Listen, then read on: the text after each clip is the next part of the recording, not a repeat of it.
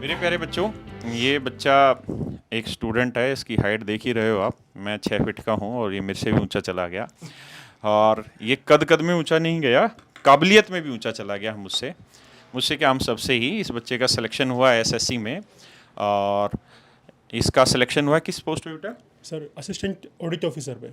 Double एओ post पे इसका selection हुआ है, जिसका सैलरी एसएससी में शायद सबसे ज़्यादा है ना। हाँ जी सर, सबसे highest grade pay. Highest grade pay है सैलरी का। और कहाँ का रहने वाला है बेटा? सर मैं सोनीपत से हूँ।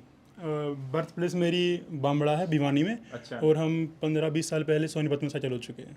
हाँ, तो भाई ये सोनीपत के लंबे ठाडे पा सकते हैं, इतने लंबे चौड़े हैं। तो बड़ी खुशी की बात है। और मुझे अभी बता रहे थे ये तू प्रूडेंस में पढ़ा था? हाँ जी सर, मैं आपके पास ऑफलाइन बैच था जो 9 जनवरी के आसपास स्टार्ट हुआ था प्रूडेंस में 2020 में। हाँ ऑफलाइन। लॉकडाउन से पहले हाँ जी सर, तो फिर लॉकडाउन हो गया 2 महीने बाद। वो बंद ही हो हाँ, तो फिर वो बंद हो गया था हमारा वो बैच। फिर आप ऑनलाइन आए तो बहुत खुशी हुई सर। और फीस बहुत कम मिली। पहली बात तो खर्चा तो आधा ख़त्म ही हो गया सर। यहाँ पे रह रहे थे 20-25 हज़ार रुपये लगा रहे थे महीने के, वहाँ तो 2,000 नहीं, रुपये। तेरे जैसे हाइट वाले बच्चे की पहचान में रहता है, क्योंकि लंबे बच्चे याद रहते हैं। तो दूसरे हॉल में बैठता था क्या? नहीं सर, मैं बिल्कुल, ये मान लीजिए पहले 3 रोज तो गर्ल्स के लिए होती थी, फिर पहली बॉयज़ की, सेकंड बॉयज़ में बैठता था मैं। अच्छा। आपने एक बार मुझे डांटा भी था, बोले मुझे कैसे ही मैंने क्वेश्चन के आंसर देता था मैं, तेज मैथ्स मेरा कभी से ही ठीक था सर। तो उस दिन मैं क्वेश्चन मैंने आज जैसे लास्ट क्वेश्चन मैंने गलत दिया उसका आंसर, और अगले दिन फिर पहला क्वेश्चन का भी आंसर गलत दे दिया। तो सबसे पहले दिया तो और बच्चे बोलते नहीं थे, फिर ये बोल किसने बोल दिया। तो आप बोले ये आंसर किसने दिया था? मैंने हाथ उठाया, सर मैंने दिया था। ना तूने कल भी गलत दिया था आखिरी क्वेश्चन का आंसर?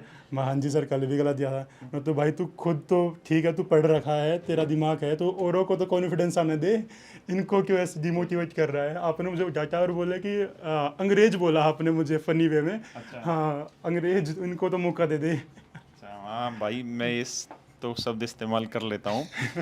कई बार आरामखोर भी बोल लेता था, ढक्कन भी बोल लेता था। बहुत सारे बच्चे नाराज भी होते थे, और बहुत सारे तेरे जैसे बच्चे थे जो उन चीज़ों से पॉजिटिव एनर्जी निकालते थे और मेहनत करते थे।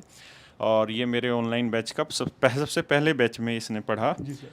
और इसको ढेरों ढेरों शुभकामनाएं।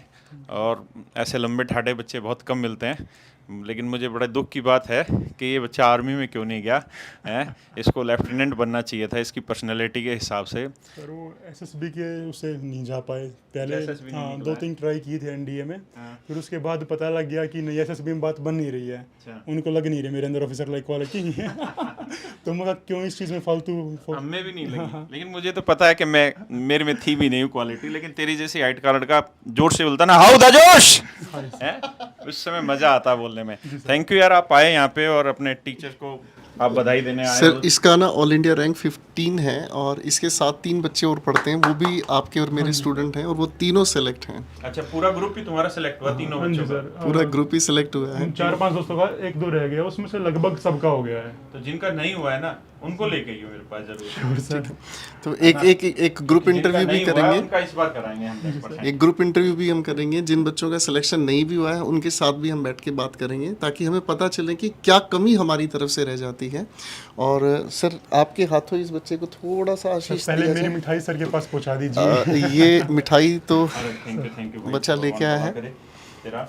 और भाई आप सब बच्चों से भी रिक्वेस्ट है कि जिन जिन का सिलेक्शन होता है, आप अपने टीचर्स की अप्रिशिएशन मत करिए, कोई दिक्कत नहीं है, कोई ज़रूरत नहीं है। टीचर अपने आप पे पहले ही उस मुकाम पे होता है जहाँ उसको चाहिए होता है, जो उसका सुकून होता है पढ़ाने का। लेकिन अगर आप एक काम कर सकते हैं तो वो ये ज़रूर कि आप अपने टीचर्स को एक सिंगल मैसेज ज़रूर कर दीजिए। उस मैसेज से एक चीज़ क्या होती है कि देखो, आप लोग फीस पे करते हैं। इस बच्चे ने एक शब्द बोला नहीं, शायद इसका बहुत नुकसान भी हुआ होगा मेरी वजह से, क्योंकि जब ये लॉकडाउन में पहली बार इन्होंने, लॉकडाउन से पहला हमारा बैच लिया उस समय, और शायद ही थोड़ी दिन बाद हमारा लॉकडाउन भी लग गया था। 1-1.5 महीने के डेढ़ महीने में ही इनका लॉकडाउन लग गया। तो एक बच्चे ने फीस जमा की, पीजी का भी किराया दिया, सारी व्यवस्थाएं भी तैयार की होगी, एक माइंड सेटअप किया होगा, और उसके बाद फिर ये मुखर्जी नगर आए और एकदम से लॉकडाउन लग गया। और हम जैसे लोग भी उस समय, हर आदमी अपनी अपनी मजबूरी में विवश होता है, और हर आदमी के सामने दिक्कतें आती हैं। इस बच्चे के सामने भी दिक्कतें आई होगी, और बहुत बड़ी इकोनॉमिकल दिक्कतें भी आई होंगी, क्योंकि इतना पैसा लगा के और फिर एकदम से कोचिंग बंद हो जाना सरकार ने कोविड के टाइम पे किया, तो बड़ी मुश्किल रही। लेकिन बच्चे ने अपने अंदर वो जहर नहीं पाला कि मेरे साथ ऐसा हुआ इन टीचरों की वजह से। उसको पता है कि ये नेचुरल एक ऐसी चीज़ थी जिससे कोई नहीं बच पा रहा था, लेकिन उसने अपनी पॉजिटिव एनर्जी को साधे रखा और अपनी मेहनत की और आज वो सिलेक्शन की तरफ आ गया। और आप सबसे भी रिक्वेस्ट है, जिन बच्चों का सिलेक्शन हो चुका है और जिन बच्चों का नहीं हुआ है, जो आगे तैयारी कर रहे हैं, आप अपने अंदर पॉजिटिव एनर्जी बनाए रखिए, है ना। आप अपने टीचर से, अपने दोस्तों से उसी वातावरण में मिलिए जिस वातावरण में नहीं हुआ था तब मिलते थे, क्योंकि भगवान आपकी नीति के हिसाब से ही आपका आगे भविष्य डिसाइड करेगा। जैसी नीति रहेगी वैसी भविष्य डिसाइड करेगा।